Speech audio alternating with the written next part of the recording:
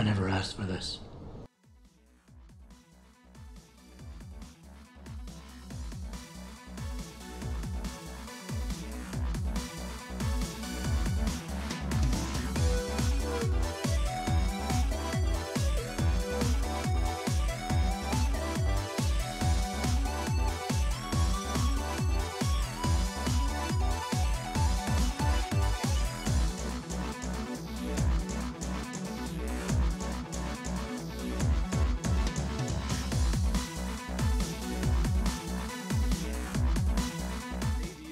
Gentlemen, and everyone in the world who has been wondering where I've been this past year, I would like to welcome you to a personal little project right now that I'm working with a good friend of mine.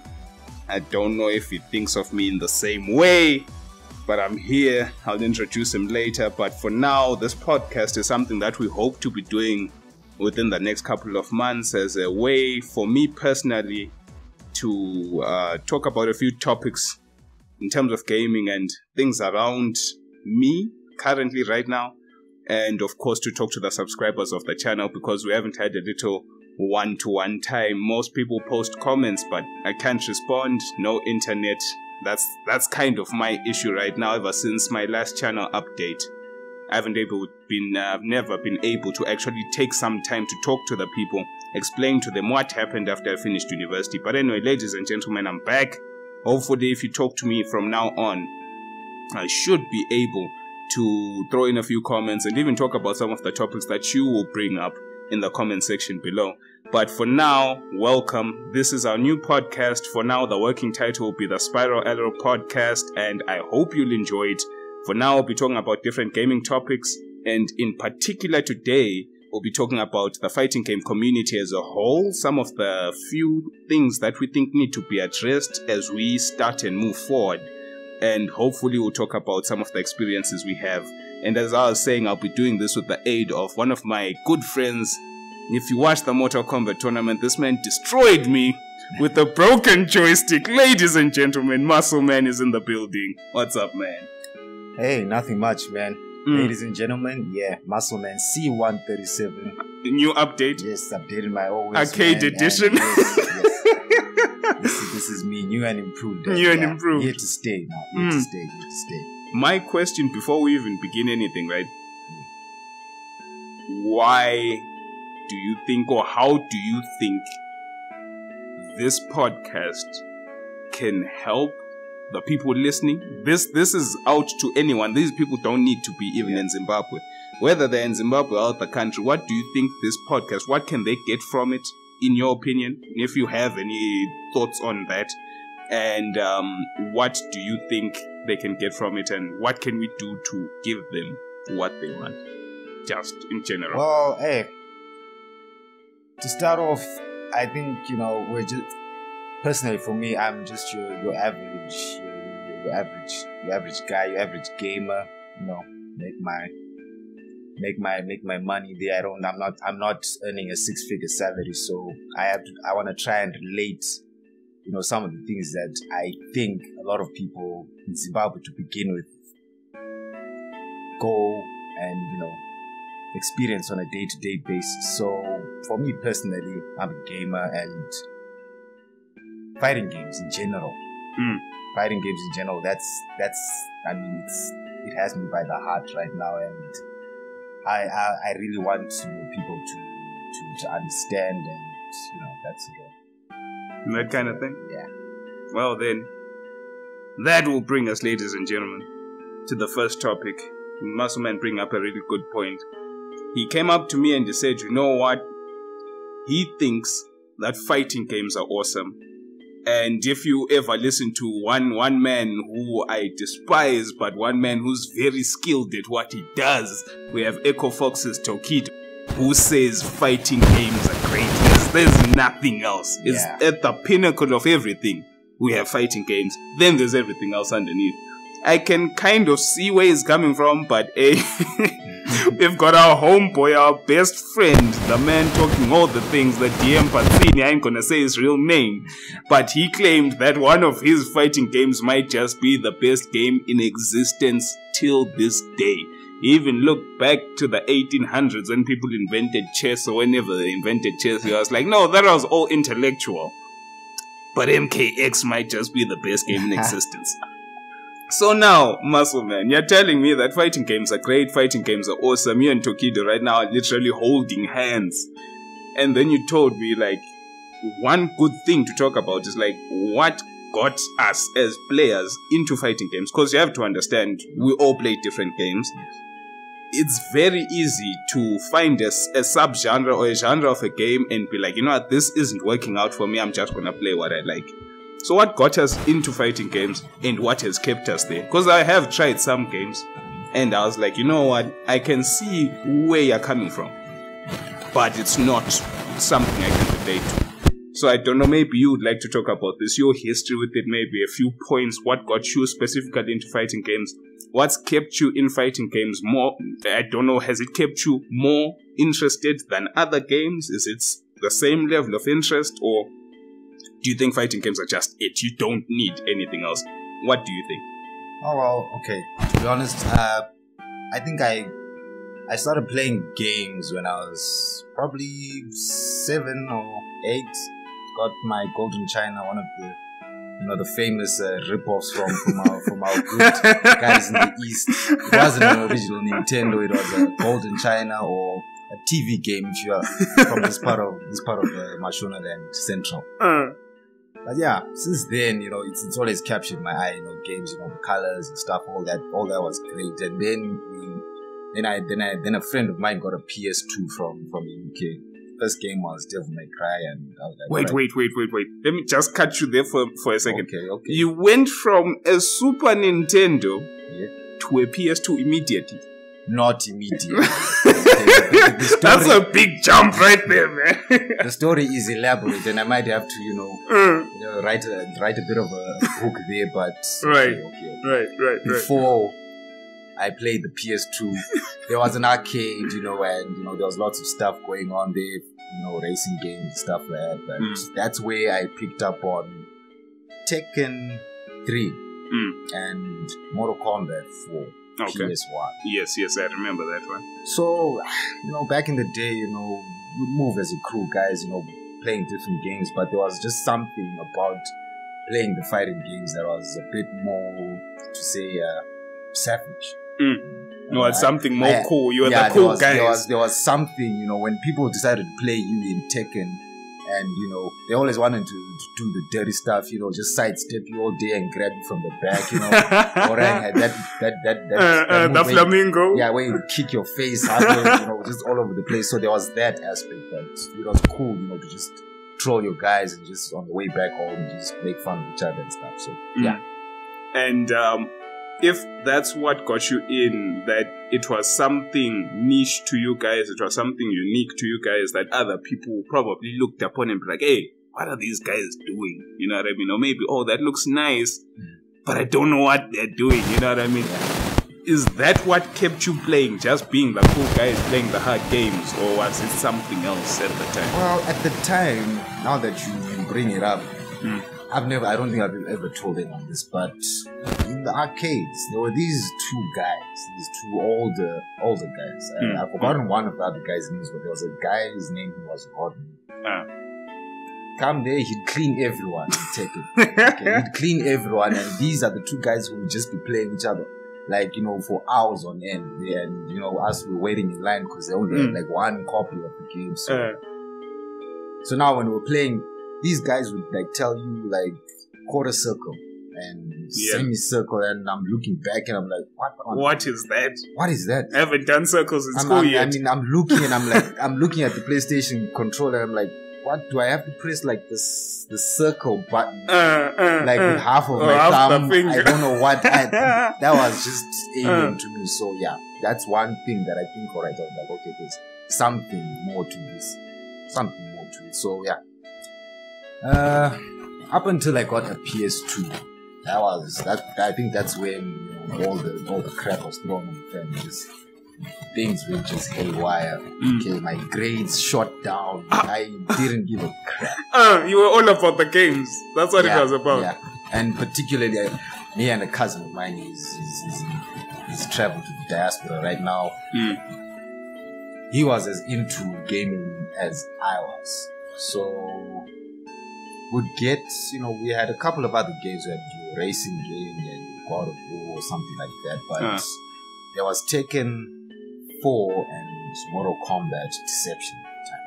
And we would just go to school on everyone who came to the house. So it was actually quite crazy, because I remember during school holidays we'd actually have lab sessions, training King, Command, Chain, what do you call those? Command grabs, the chain grabs. The chain grabs and all that stuff. We'd stay labbing that stuff for 6 hours a night, and guys would just come from the hood and like, hey guys, let's play, and stuff like that. So I've been able to, I had access as a kid, and I just managed to just stay in the gaming scene on its own. And just not too invested in it, but there was enough of it to keep me interested at the time. So as soon as the chance came to upgrade to some sort of a more recent console, I kept it there, and you've been playing ever since. I've been in this stuff for a while. Not James Chen, but you're now a veteran of the game. Well, at least in Sim standards, I guess you're now a veteran in the game. But then, if I were to look at that backstory you have there as to why you're still destroying people till this very day, destroying people's dreams and hopes of ever accomplishing anything in life, ladies and gentlemen, I would think that if I were to just throw in my 2 cents on that particular matter, to me, fighting games have actually been a recent thing, mostly because of the company I've kept in recent years. Growing up as a kid, I was the youngest brother in a group of 4. So you best believe if there was anything cool or anything nice, I was the very last one to get it, or to try it, or to even play it, or to even look at it, at that matter. But the funny thing is, though, if I look back in retrospect, most of the people who I saw playing the Golden Chinas, the Super NESs, because the thing is, growing up, my brothers found ways to deal and hustle to get the latest console at the time. So we tested a NES, we tested a Super NES, we tested a Sega Mega Drive, a Sega Dreamcast, a Sega Saturn, a Nintendo 64, PS1, PS2. Luckily enough, PS2 is when it ended. Because the funny thing is, most people just grow out of games. It's as if I was the only one, or maybe that's when I started, like with the PS1, PS2, as I got old enough to make my own decisions, like I'm gonna go there and get that game because I want to play it, not because that I found the game at home. That's when I started playing video games, and I've always been a fan of multiple video games. I feel that each type of game has its own skills required, and different games teach you different things. That's what I think. Especially Tetris. Tetris showing all the dexterity gains and mind thinking that you have to do. But I feel that as a child, fighting games were not even on the radar at all. Fair and fine, I played. There was at the arcade, I remember one there by 9th Avenue. There was MK1 and 2. And then I remember we used to borrow a Dreamcast that used to have MK Trilogy.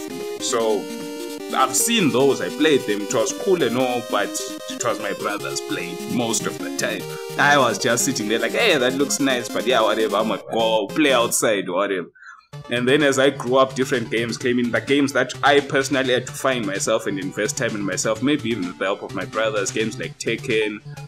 Very first Street Fighter I played was Street Fighter 2 Vanilla, and then we kept on finding different ones after that, went into Alpha, Street Fighter EX, mostly Street Fighter games. And I'm the veteran in this. I'm just saying is, all I know is I know some people who might have thrown their joysticks out the window due to playing.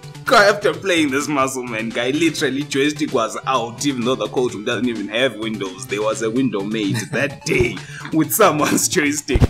But I feel that after about 2009, let's just say 2010, that's the perfect time, because I remember the PS2 was the last console I ever owned, and my PS2 died. I think the lens gave out. It was always the lens, because I had that thing since 2001. And it died in 2007. And I was stuck with this old P3 computer, which couldn't play anything, didn't have a graphics card, had like 128 MB RAM, couldn't do anything. So we used to emulate. Now that's when the good times, quote unquote, started, because now that's when we got all the emulators for the Super NES's and all those consoles we had when I was a kid. Except as a kid, you wouldn't really think about things. You wouldn't really play the games and understand them. But now, yeah, I was older, I was a teenager, I was like, hey, everyone's got all these emulators, let's get some as well. Since we can't play the latest games, we do not have a PlayStation 3 or Xbox 360, let's emulate the old games. That's when we started playing. I got real neck deep, should I say, in Street Fighter Alpha 3 particularly. And then it was still a passing thing. We played a lot of RPGs, a lot of Japanese RPGs to make that matter, Final Fantasies, Terra Enigmas, stuff like that.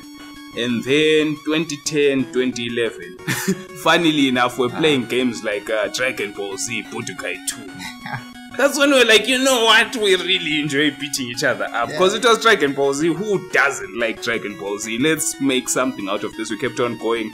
A friend of mine who you may have seen in the tournaments, Jurassic Bunny, got us Budokai 3 and Tenkaichi 1 and Tenkaichi 2. Every time you would always find a place where you could borrow or hustle or whatever. We kept on playing. And then that's how we actually met up with the Booth King, aka Sipo.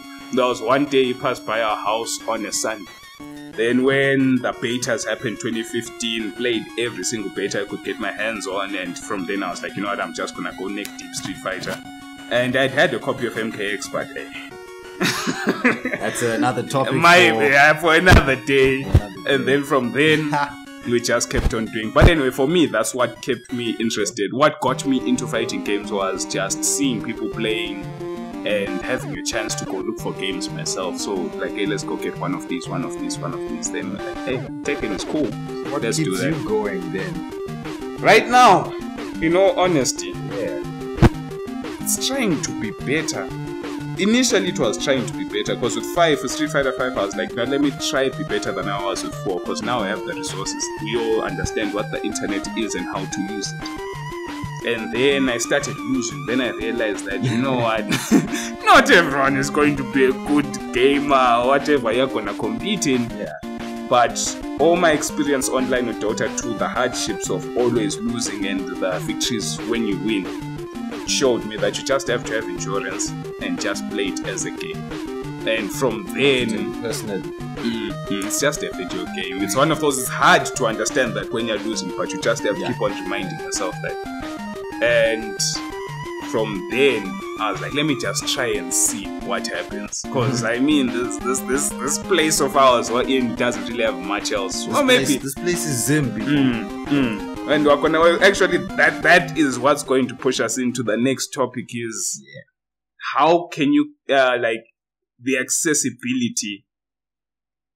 Actually, before we even talk about the accessibility of games, how can you even get into games? This is especially true to Zimbabweans, because they'll be like, oh, you know, I just want to play FIFA. I just want to play Call of Duty. I just want to play some Uncharted or whatever. And then you'll be like, hey man, why don't you try this fighting game? Try MK, try Injustice, try whatever the fighting games there at the time. How can you get into something that's so difficult as a complete newbie? Like, for example, the children of this day and age, how can they get into fighting games? It's so difficult. Most fighting games, aka Tekken 7, aka MKX, don't even have tutorials at all. Wow, that's a ball-faced lie, people. MKX has a revolutionary, the best tutorial currently. The best tutorials, I think. You have to NRS history. You just have to go experience it for yourself. There's no other way. And how can they get into something that doesn't teach you? And when they do try to teach you games like Blaze Blue, games like Guilty Gear, games like Skullgirls, how can the young people or the new people get into these games when the tutorial can literally take up to 10 hours to even understand? Let alone play the game and win a match. This is just understanding what the tutorial is trying to teach you, not even playing. MuscleMan, maybe you can tell. Alright, I'll try and be as articulate as I can on this one. Whew. Fighting games, you know, they are really beautiful, but when it comes to tutorials, man, baby.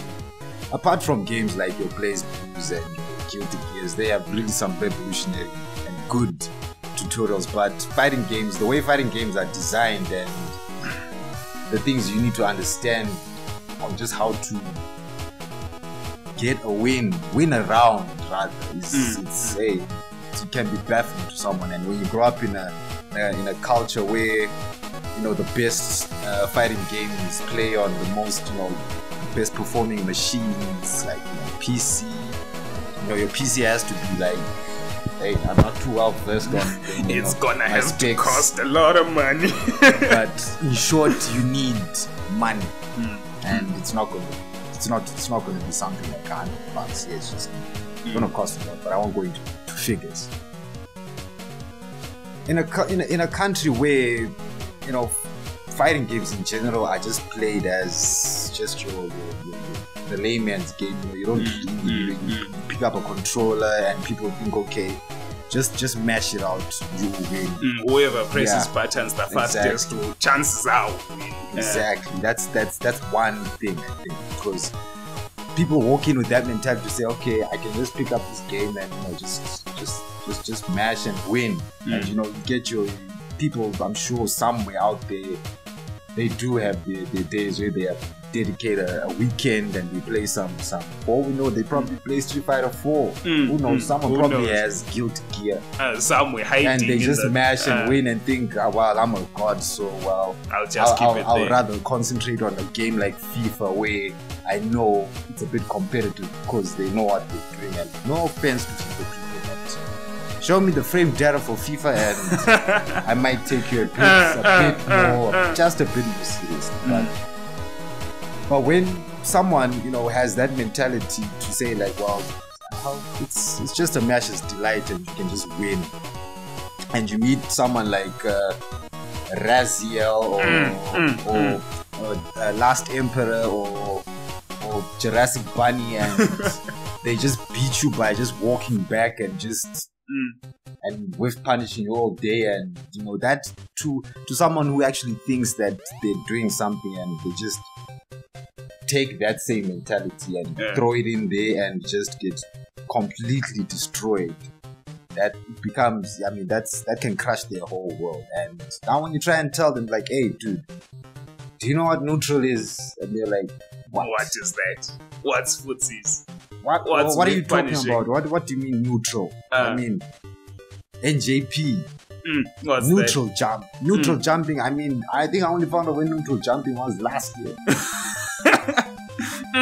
No one knows that till now, but I didn't even know what a neutral You just did it, but you didn't know what it was. I'm like, okay, I just jumped up and hit him on the way down. I hit him on the way down and he ate a full combo or something like that. So I think fighting games takes a specific sort of dedication, and to be honest, I think that person really has to love the fighting game that they're playing to be able to say, okay, I got owned.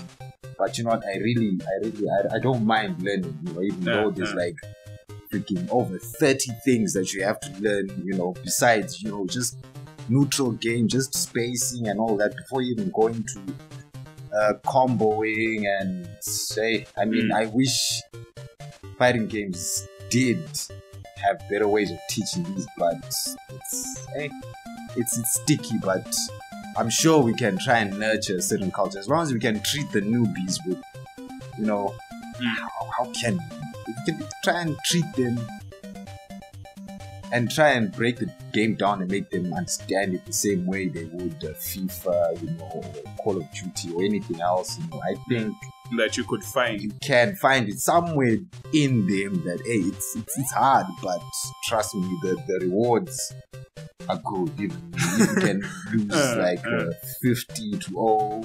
You can still for the first 3 months, and it takes a special sort of dedication. And I'm not saying anything about us fighting games, we're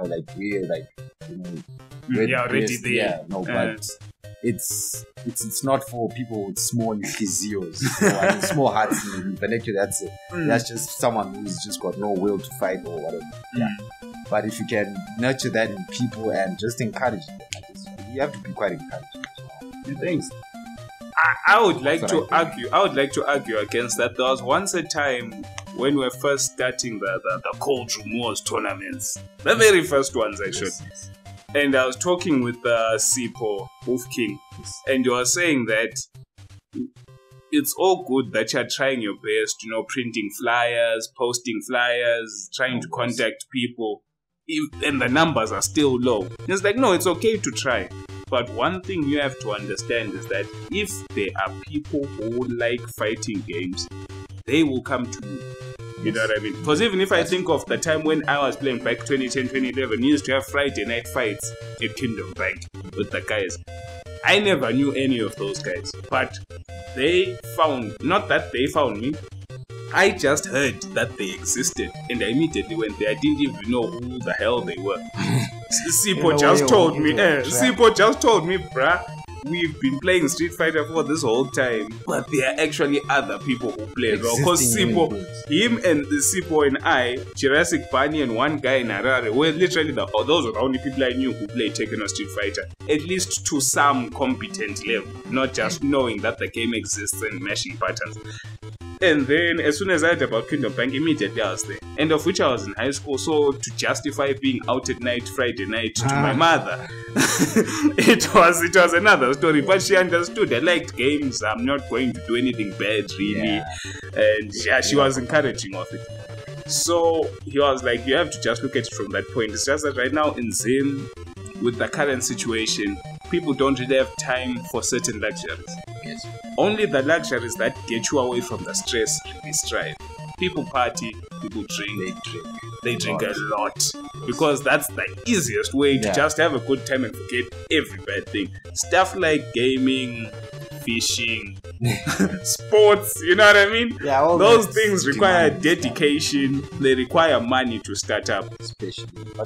So it takes quite a bit. So I was just like, no, there are just too few people looking for luxuries. Yeah, that's one.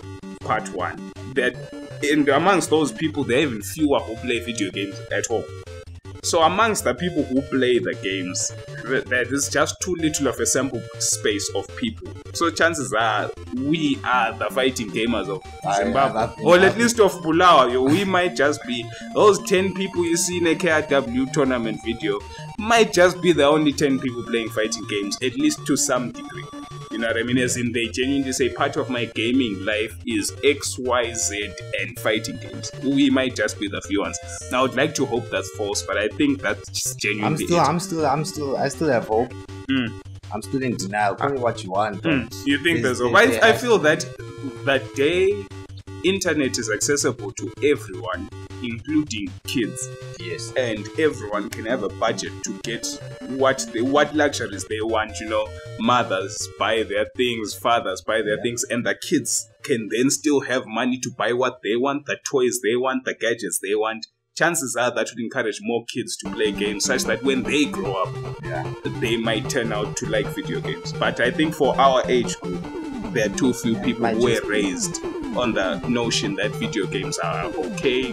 Because right now, if you tell people I'm going to go play some Street Fighter KRW tournament, they'll just ask, exactly, you're going to play games? And I was about to say that the stigma attached to playing video games it's on par with witchcraft to an extent. Exactly. I think it's actually people actually encourage other things, maybe detrimental things, like maybe people.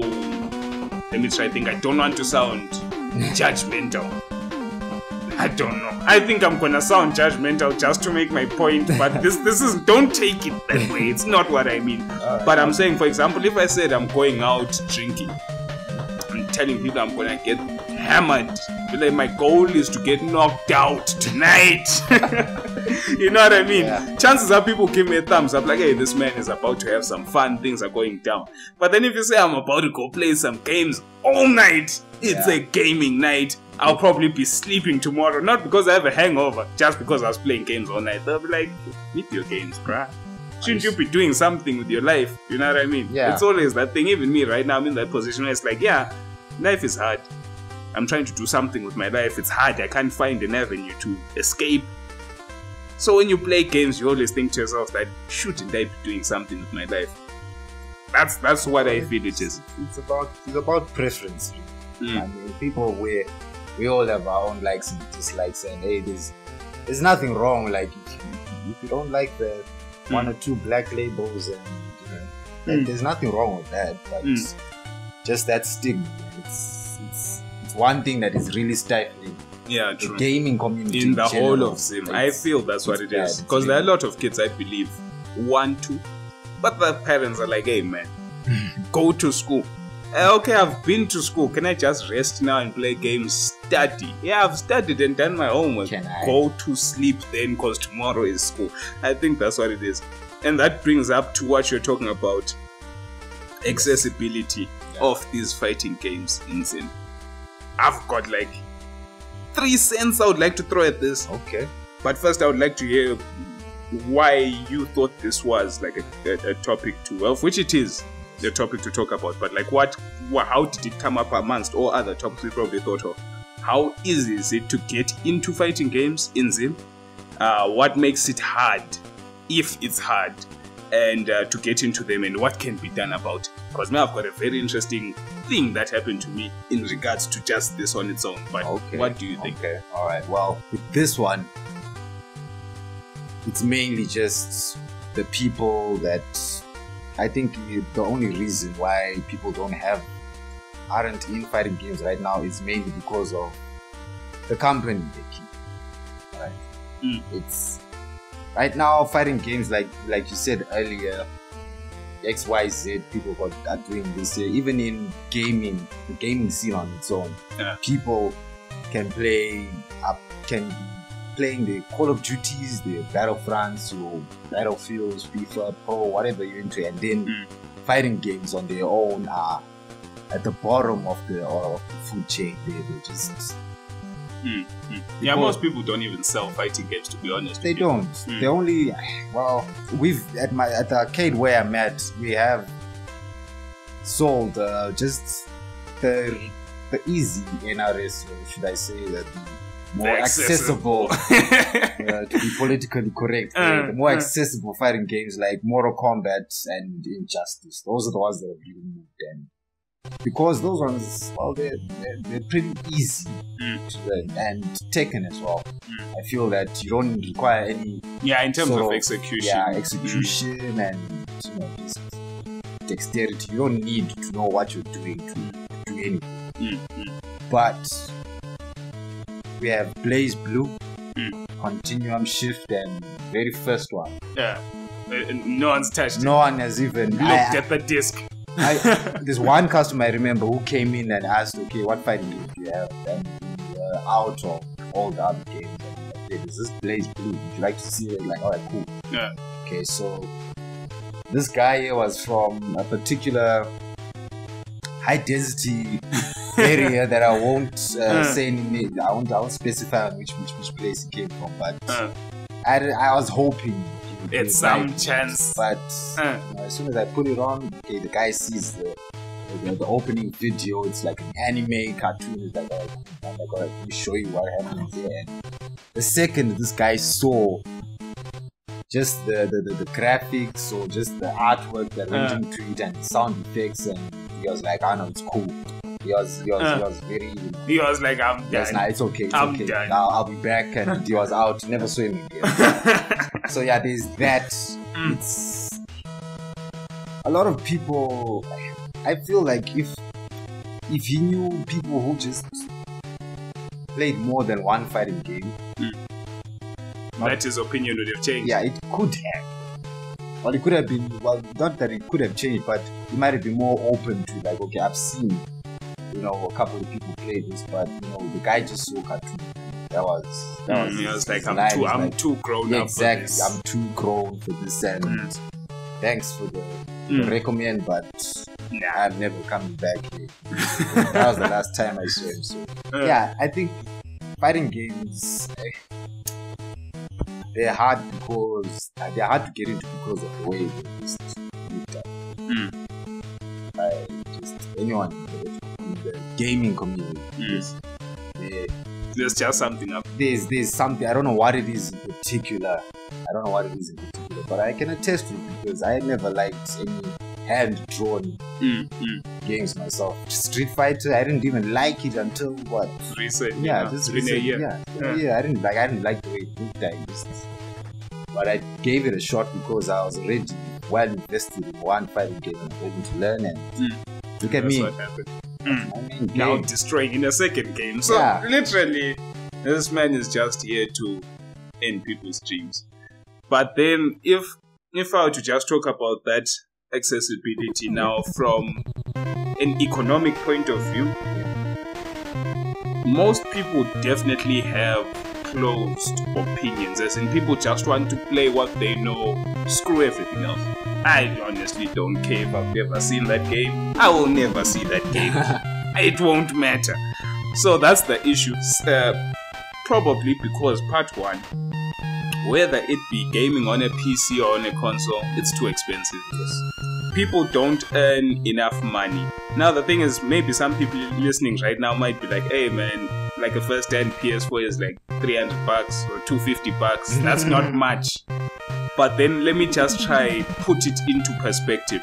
When I was in university these past 4 years, from 2012 to 2016, I was in Ukraine. I used to have one lecturer. She used to teach me like, damn, it's been so long, I even forgot some of the subjects she taught me. She taught me quite a lot, stuff to do with binary systems and security and stuff like that, cyber security. And then she was like, there'll be times when she would go for conferences in Germany. She would complain that the bus fares per day, maybe you just tell yourself, I'm gonna go to the city center and back, could cost you about 25 euros or 30 euros a day, which is roughly, let's just say $30 a day, right? Because you're gonna need to catch maybe 1 or 2 bus rides to the center of the city and 1 or 2 to go back to where you're staying. So it's like, for the people in Germany, probably this is small money to them, because maybe your salary is in the hundreds to thousands of euros per month, right? Or even per week for some people. So it's small money. But then if you look at how she was complaining about it, is because when you look at the cost of transport in Ukraine, we were living in Chernobyl at the time, a bus ride anywhere across the city one way was the equivalent of 30 cents. So she went from 30 cents to $30. That's 10 times, like more than 100 times more. You know what I mean? It's like, I'm literally traveling the country with this money I'm just using to go to town. So now in Zim, let's just say a kid in the States right now, or let me not say kid, a high schooler in the States maybe has lunch money that they're given by their parents, for example. Transport money, we're not considering that. Just the money to eat your lunch, or at the end of the day, whatever food you want. Maybe it gets about $15-20 a day. Like, go grab yourself a burger, some drinks, maybe some chips or something. If whenever you get hungry, because you leave home at 7 in the morning, you come back in the late afternoon, 4 or 5 after sports. So that's $20 a day. If that guy saves up just 5 days, that's $100. You know what I mean? 15 days, $300. He gets his PS4. So literally he just needs to wait about half a month to a month, saving his lunch money. He can get a PS4. Here in Bulawayo, a kid will get like $1, $2, or at most the so-called baller kids, the rich kids, will get maybe $3 to $5 a day. $5 a day is like, damn, you're killing it right now with this lunch money. So you can see, if I'm getting $1 a day, I have to save up for 300 days just to get that same PS4 someone saved up for half a month. So it's a ridiculous difference in economy. So people can't afford it, part one.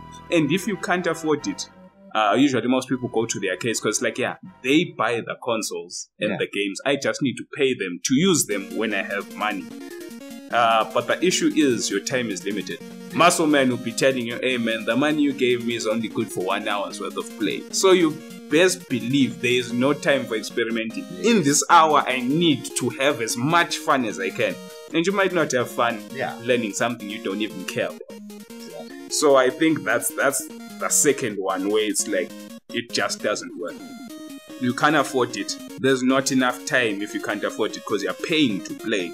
And thirdly, in terms of accessibility, there are no shops. Even if you can find the money to buy the games or the consoles or the computer parts, you save up money. It's been 2 years you're saving. You're like, finally I can do this.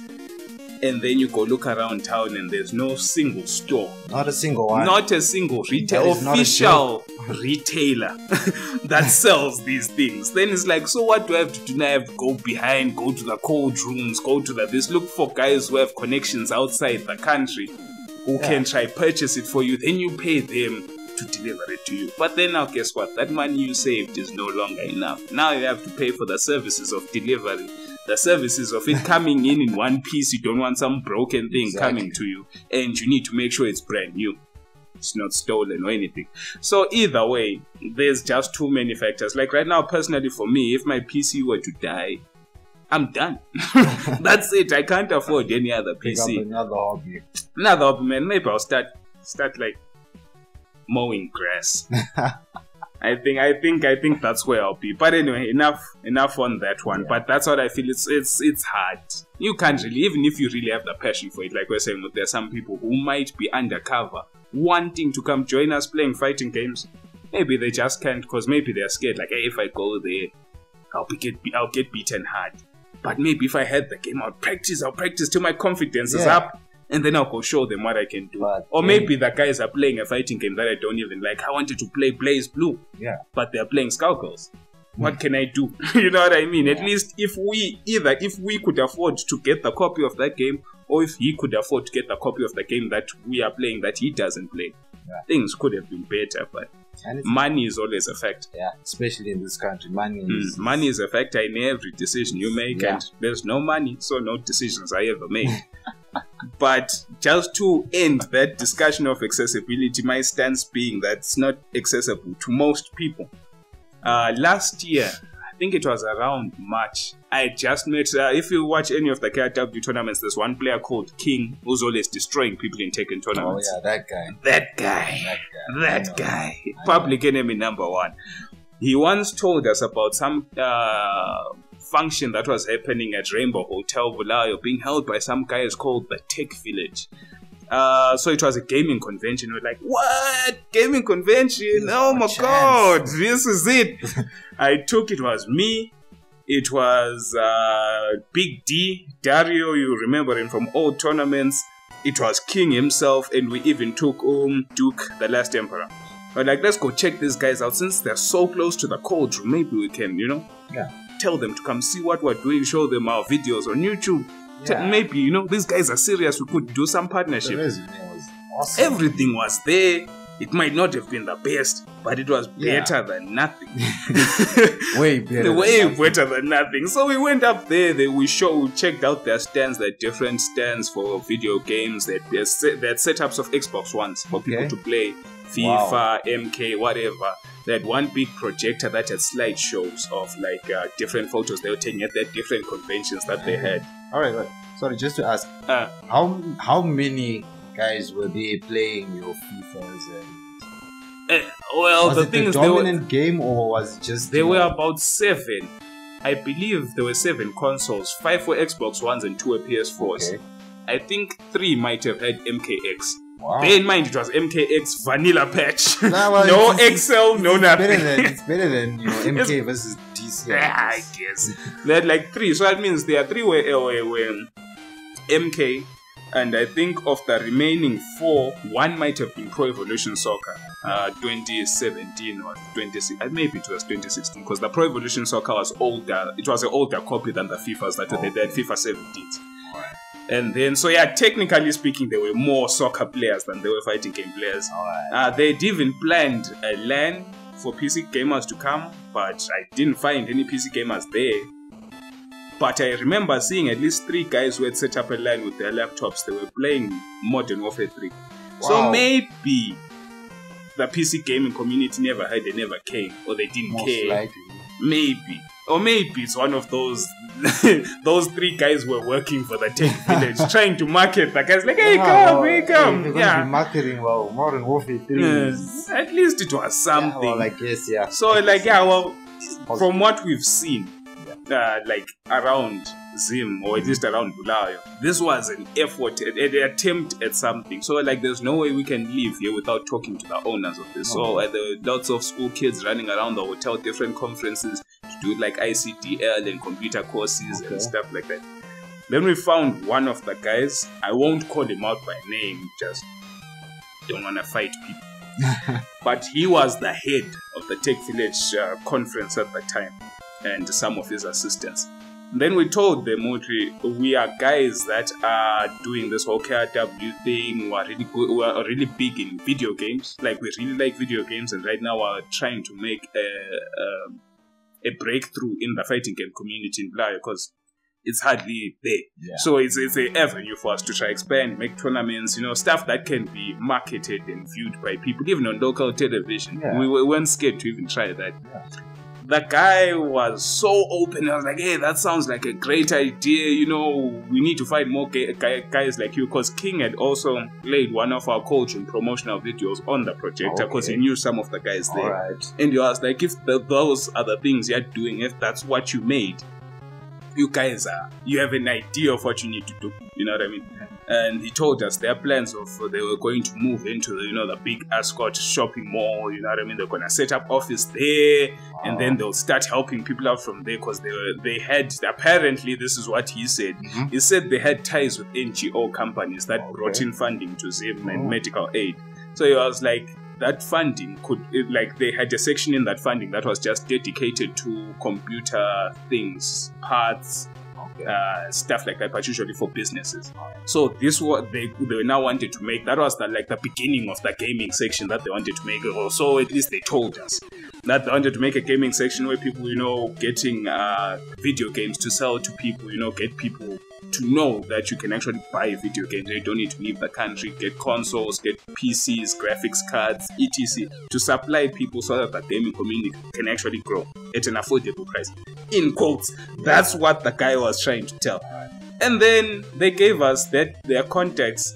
And then after the thing, we tried to contact them. They ignored most of our messages, didn't return our calls. They didn't move to Ascot. They went to Kingdom Bank. We went to them at Kingdom Bank. They said, we don't even know who you are. Are you serious? They pretended as if... Were those the same people that you talked to at Rainbow? Some of the assistants to the main boss man were the ones who were saying, sorry, we don't remember ever meeting you and discussing about these things. They're literally there. It's the third floor of Kingdom Bank. We went there. What? And they're like, no, the gaming thing didn't happen. Well, at least that's what they were saying last year. They're like, the gaming department never happened. It's still in development. Right now, they're focusing on finding programmers and coders in Zimbabwe to try make apps. I was like, so what the hell happened? You know what I mean? I was like, okay, where's the boss man and the main assistant who I also talked to that day? The boss man's busy. You'll have to set an appointment. For when I will get back to you. They never did. So from then, that's when I realized that Tech Village, and it's really hard for people to put it across. Yeah, in just video games, or just video games in general, in Zim, it's just a problem. Right? But anyway, MuscleMan, before we've already gone over our allotted time. Yeah, man, once it's flowing, it's going. Apparently, once it's flowing, it's going. Yeah. So I guess let's try kill the last three particular topics that we definitely have to go through. Oh, now it's getting. These next two are technically tied in, but I think the first one is MuscleMan extraordinaire and his teabagging skills. Oh, yes. Toxicity in the fighting game community. What is that? Tell me. You're the one who told me it's a topic. Well, so tell me, what is it? Well, toxicity in the FGC, man. Hey. Offline. Let me just say that offline. There have been a lot of there's been a bit of dissent. No, not open, but just very subtle, passive dissent that is, I read between the lines, hard reads mostly in the games and in real life. But there's I get the feeling that there's this sort of looking down on certain people, both online and offline, YouTube sections, Twitters, and all that other stuff. Even there's this sort of I don't know. It's like people who play a certain type of game feel that this person X plays this sort of game and There's something wrong. it's lesser than this. It's just it's just I'm above that sort of thing. It's a hard point to put across, but when I thought of it at the time, I definitely felt like we didn't honestly need that sort of handling of people in our community, because the communities it's almost not there. It's almost imaginary in some cases. But that's I just thought it was something like to touch on just for a bit, because some people have hinted at leaving. And just like, all right, not because they don't like a specific game, but because the way that they be treated, the way certain things are said, and it just doesn't. Exactly, just as exactly. I think that might be the highlight of last year. Wasn't just as. Yes, there's. I don't know whether it's a case of people who take things to heart. Maybe that's the dedication that people just walk into fighting games with, or it's something definitely I think we just need to talk about for a bit. And what are your thoughts? Do you think there is any manner of toxicity? That's the right word to use there. I think that the topic, just to add, toxicity in FGC, yeah, I think I can modify it to toxicity in real life. It's human nature. That's it. The thing is this, MuscleMan. You're walking on the road, maybe with your girlfriend or with your fancy new watch or your new sneakers, right? Yeah. I walk into town and I pass you. I don't know who you are, but immediately in my head, I will think, maybe my watch is better than yours. Maybe my girl is better than yours. Those sneakers, they're so cheap as fuck. I got better sneakers than that. It's one of those people as a whole, whether we admit it or not, there'll come a certain point of judgment, competition, and negativity towards someone else being better than you. You never really want to admit, like, to be honest with you, brother, that guy is better than me in every way. People say are kissing ass. People never want to admit that. So I think the level of toxicity in the fighting game community, from my personal experience, can be said it's toxicity in every fighting game community. As long as people are interacting with each other, people will show you their true colors. When people are playing games, they are playing a single player game, for example, they're usually quiet. You're just listening to what's happening and you're playing the game. That's it. That's why it's very rare, unless maybe there's some particular goal you're trying to achieve. Maybe a speed running a game. You said that I need to finish this game in this time, and you make a crucial mistake that spoils everything. Maybe you might be rage, damn, and then you shout for a few seconds and then it ends. But then if it's personal, if it's another person telling you something or another person doing something to you in the game you're playing, you feel as if it's personally attacking you. Wow. Teabagging is toxic? Extremely toxic. MuscleMan will beat you. You get stunned. The next combo is going to kill you, right? It's a perfect already. But he's still gonna taunt, teabag, and then beat you up. So now then, as the person receiving this beating, the taunt and the teabag were for what exactly? Because you've already won. There's hidden tech. I'm sure not a lot of people might know this. Not a lot of people might know this, but there's a hidden tech to optimal stun combos. Okay.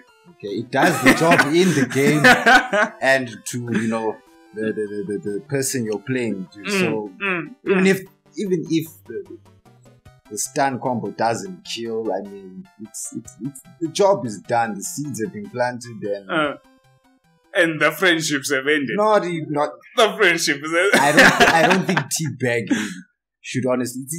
It's actually part of fighting game culture. That's what I think. It's not toxic. Is it?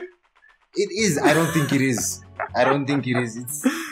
It's people getting butthurt over being humiliated. Surely there has to be. That's justified. This guy is humiliating me in front of everyone. There is nothing that teabagging does to affect you in real life. Are you sure about that? it messes with your with the way you think after that. Exactly. I mean, if it does the job and takes you out of the set and you just can't play well, then sir, that was an optimal teabag and the job is done. So people need to. I'm talking about like real life toxicity. I'm not talking about teabag is.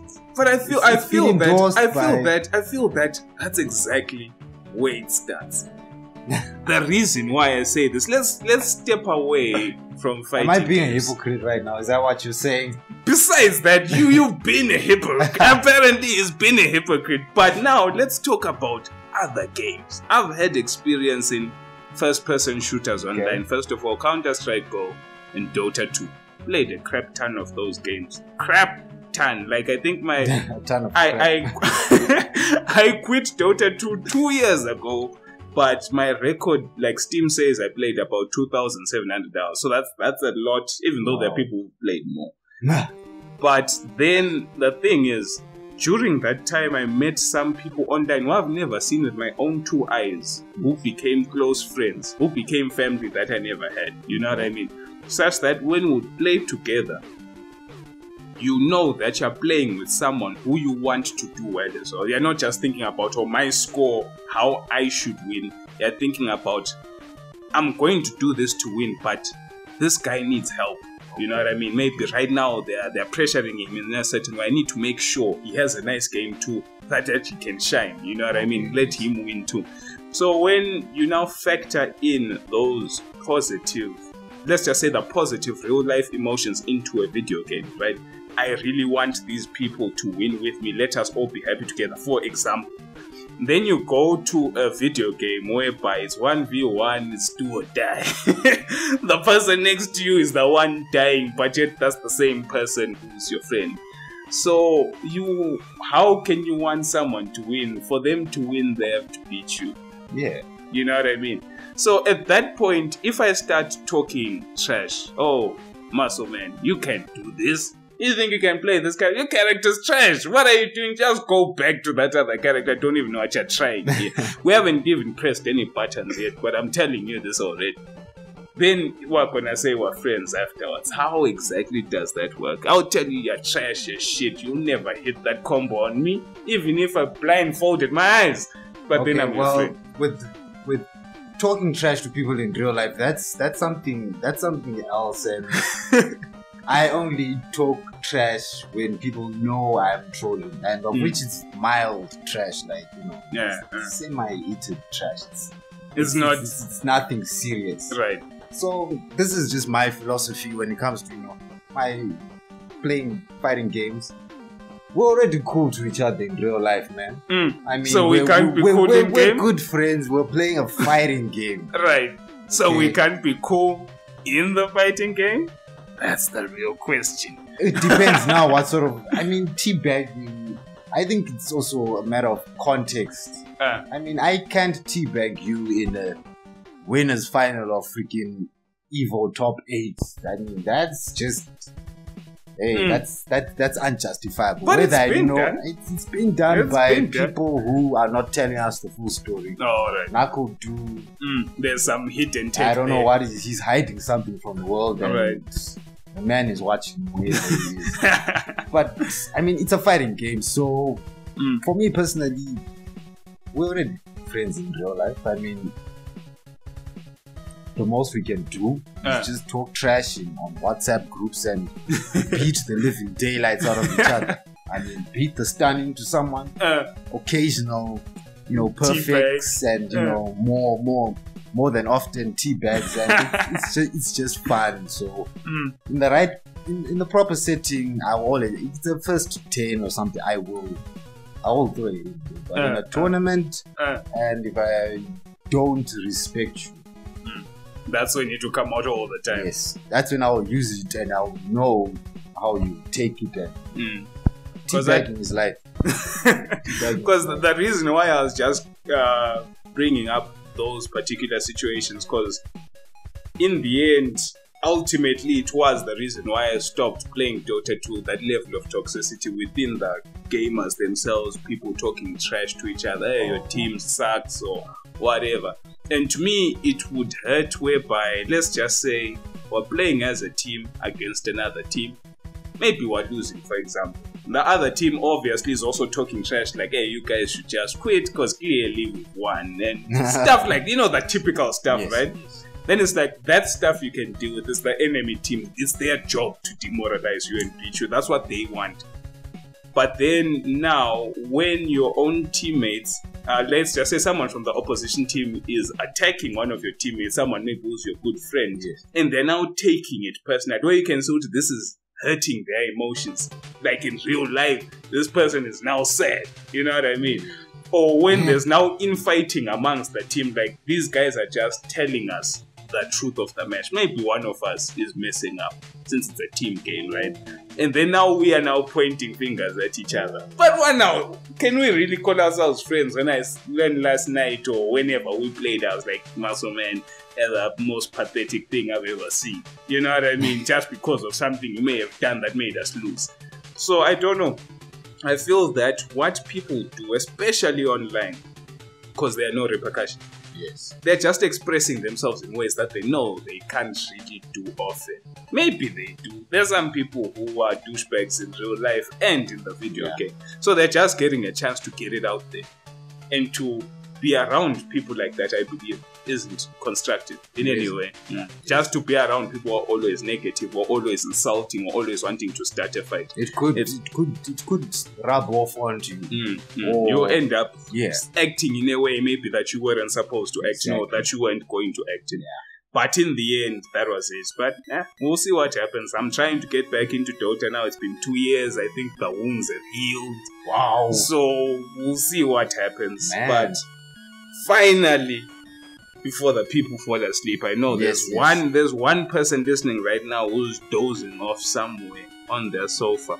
Please, guys. Shilling, ladies and gentlemen, in the dictionary, that is the MuscleMan dictionary, Shilling is promoting something even though you know it's trash, maybe because you're being paid by the people who are asking you to promote this thing. So it's unfair advertising or false advertising. So you are saying to me that there's potential shilling in the fighting game space right now, where you have situations of fighting game quality decreasing, but yet there are a lot of people talking, trying to hype the same fighting games whose quality is decreasing. So how does that work?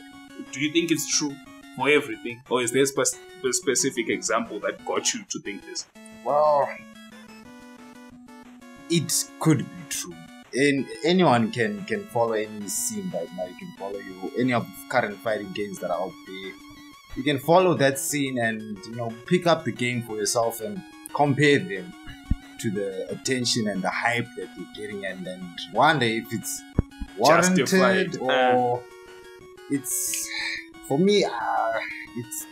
I want to say I would like to wish it wasn't true, but the proof is in the pudding. And because wait, in this particular, we're talking about intentional, as in the developers are genuinely paying you to lie. We're not talking about maybe you think that the game sucks but you still like it. You know what I mean? Like maybe, for example, right now I feel that there are some aspects of Tekken that suck, but I still like it. That's not the shilling. We're talking about blatant, we are paying you to go lie to the customers. So you think that's going on right now? As in, contracts are being signed, like, man, you have sold your soul to Capcom. You have to go promote Capcom no matter what bullshit we release. Is that happening? Hey, okay, well, you're asking for a yes or no there. No, not really a yes or no, but I'm just clarifying that that's the shilling we're talking about. The shilling that Raziel has pointed out. Yes. Man, I think it could be. I think there's only one example that I'm thinking about right now in my head, and throw it out there. Let them know. Hey, let the people. I could disappear after this, so I don't want to call out names. But there's a particular game that's out right now. Okay. One of the hottest games. Okay. in the FGC right now. With some hot shilling happening as well. Hot, mild, super mild, hot shilling. Because it's only hot because there's only one voice who's doing all the shilling. All the shilling. So combo feed. Yes. That's just the example that just made me think, wow, this shilling stuff could actually be true. I mean, he's not with Capcom anymore.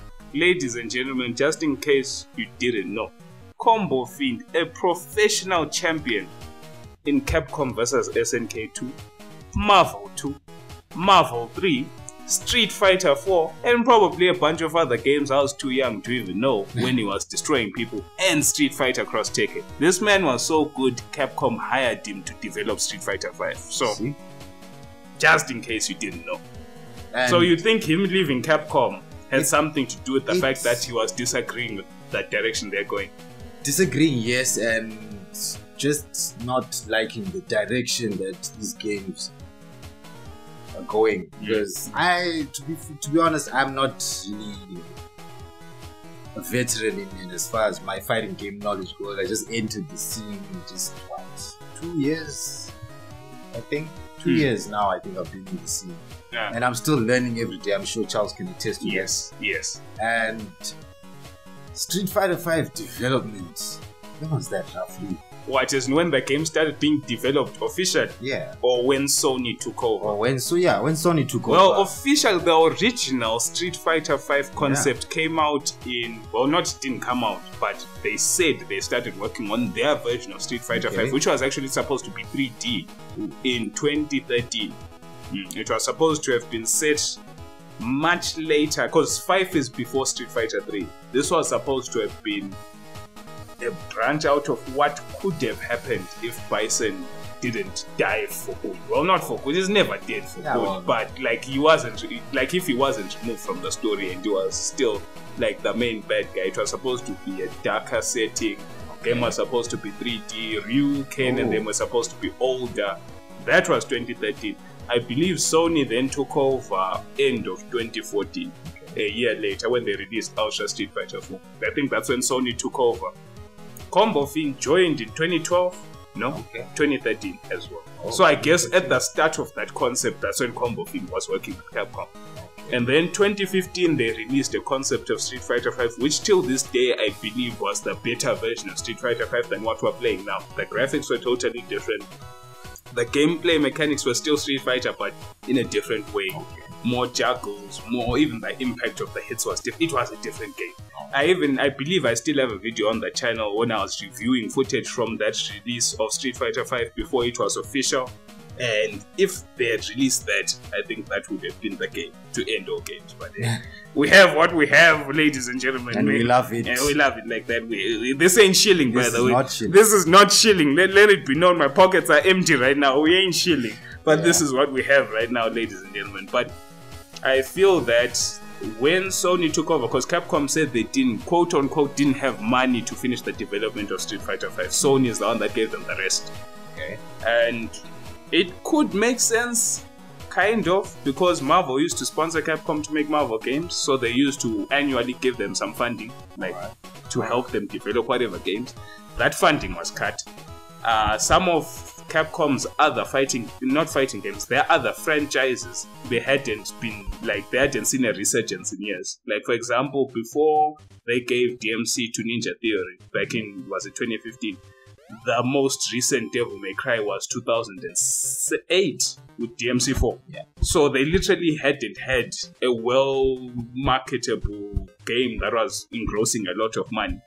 They lost a lot of money in Street Fighter Cross Tekken because in the end, ultimately, it didn't last long. But they pumped in millions to make that game. They literally took all the profits of Street Fighter 4, which made a lot, to make Cross Tekken with Namco. And it tanked high. So they had, I think they had about 4, let's just say 4. The deal with Marvel, the Cross Tekken, there are other games not doing well, games like Lost Planet and stuff like that. And they even had other projects like Deep Down, which they were like, it's in development. Until this day, 5 years later, we still do not know what Deep Down's about or where it is. Deep down it's still deep down in development somewhere. So there are about 4, at the very least, 4 projects that tanked and took away millions, just like that. So you could maybe believe that they didn't have money and they need Sony's help. And, new consoles, PS4s, Xbox One. So, you want to go in strong. Yeah. So you get the people who make the console to give you their money. Then they made Street Fighter V with Sony's direction, which meant the Xbox player base was cut out by default, which was a big mistake, because that was like 70% of the Street Fighter 4 community. So, yeah, well, comes to where Street Fighter V is now. But I don't know. I feel that personally, I believe Combo Fiend. There was this other guy called Hons who was the community manager, and I believe one other guy.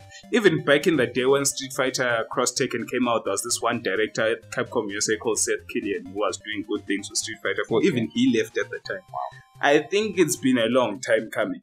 You know what I mean? There have been things that have been off within the company since the success of Street Fighter 4.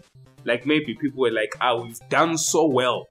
We have room to experiment with things that might not work.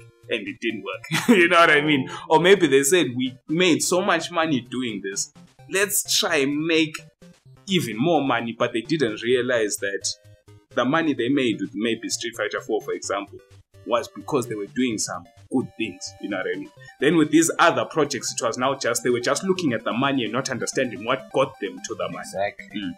So those decisions, part 1 and part 2, the result of their decisions isn't really something to write home about. I guess a lot of people started leaving, and that was that. And I mean, Seth Killian left, ended up going to Riot Games, the guys who make League of Legends. And then there was Rising Thunder that was made by some community guys, and then they were bought by Riot Games. Wow. Coincidence? I think not. Maybe Seth Killian had some work to do with that purchase, and now they are releasing things in the future. So, I don't know.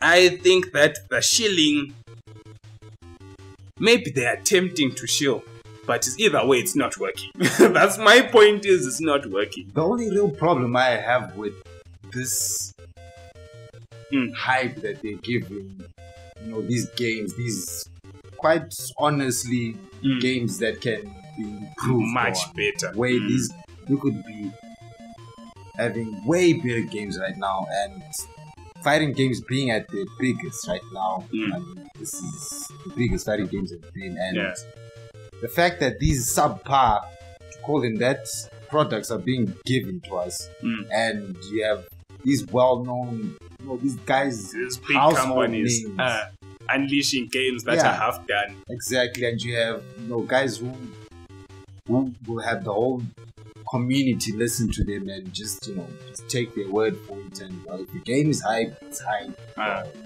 That's that sort of thing. It's more or less will endorse the fact that to these companies they'll tell themselves that, well, they like this X game, okay. 6 years later, okay, guys, let's just give him the same thing. Give him another pile of hot, trash, and they'll like it. They'll like it. They'll anyway. still buy it. We just have to. I mean, some games sell you costumes for $10. Yeah, won't say any names. Six costumes is literally the price of the whole game. No, just saying. They sell you colors. It's a freaking color. We can't even express ourselves with colors. Then it's like, I don't know. But either way, I feel that the stage the FGC is in right now, especially from the developer's point, is the beginning of the end, I feel. Because there came a time when during the Street Fighter 2 era, Super Turbo, Alpha 3, MK3, Killer Instinct 2, there was a time in the late 90s where fighting games were the pinnacle of everything. You know what I mean? And then people got into their own heads, thought they were amazing. Then they started making, not trash, but, well, I can say maybe now they're making trash. Back then, they just weren't improving. Like everything, technology was getting better, but games were stuck in the past. Oh, okay. You know what I mean? People were now even dabbling, maybe with like 3D to try keep up with the times, but it wasn't working. People were confused due to the level of technology. And then within the 2000s, up until Street Fighter 4, there was nothing. People were still playing the older games, Street Fighter 3 and stuff. So I feel that now that they woke up again, the confusion now isn't technology. The confusion is money. The greed for money. It's now money. So I feel that it coming in maybe in the next 5 years. Well, I hope not, but I think maybe within the next coming years, maybe by 2020, 2021, 22, 23, well, if I'm still alive by then. Hopefully, yes. At some point, there will be a decline in sales for all fighting games. Maybe there might be 1 or 2 survivors. Do you think but a lot will die. Do you think quality will just plateau, or? I think people will just have enough. You know what I mean? Like, just stop playing. Damn it. You know what I mean? I'm done. Because unlike sports games like rugby or FIFA or cricket, no matter what game you know, even if the improvements are minor, people idolize the players in real life. The sports are played in real life. I can go play soccer and then play digitally. Yeah. So the fact that there's still the real life option, I will still be interested in the video game, no matter how trashy it is. But in terms of these Street Fighters, Marvels, there's no real life counterpart. You know what I mean? So movies got stopped in production. That's that. Actually, that's like good example. At some point, people will be like, "Yeah, you know, this is some shady stuff. People floating on leaves and things. It's nice, but I don't know." And then it will go down. I believe at some point the sales will go down. The hype will definitely go down. And then when these companies are no longer making as much money as they thought they should be with their tactics, their strategies, or Shilling, maybe at some point that's when the real developers will step up and be like, let me show you niggas how it's done. So until that day happens, you best believe the Shilling gonna happen. Yeah. It's a sad reality, to be honest, and with what you said, that in the next 6-7 years, I honestly do believe that is what is going to happen. At some point, there'll be just a dip where it's like, this could be the dip. Oh, you think this is the dip starting right now? It could, because I mean, guys don't want to waste their money on something. I mean, the whole world is sponsored. True. So not all of us are going to be flown out to Vienna and Japan and all these other fancy places just to play games. Yeah, exactly. True. So now we'll see what happens. Currently, within this resurrection of fighting games, there are still a few more. There's still Soul Calibur 6. There's still the new Street Fighter EX, and there's not Street Fighter, the new EX fighting layer. There's still Dragon Ball Fighter. I think these 3 might be the last 3 releasing fighting games that are big, like AAA high-budget games. Yes. After these, we'll know if it's the end. If these 3 suck, chances are, from the ones that are currently already there, some will just fall off. And then a few will be there, and then they'll just fizzle out. Yeah. At some point, they'll just fizzle out. Because even as great a game as Street Fighter 4 was, there came a time towards the end where it was like, it's a great game, but it's now an old game. Guys. You know what I mean? Like, can we just do something else now? Yeah, that point will definitely come. But until that day happens, ladies and gentlemen, that was the Spiral Arrow podcast. Joined to you by MuscleMan and me. You can call me whatever you want. 4 years wasted. Call me Charles. Whatever you want to call me. 4 years wasted. We love it. A tad bit. A tad bit. Yeah, just a little bit. It's not Shilling, though. Nah, it's not Shilling.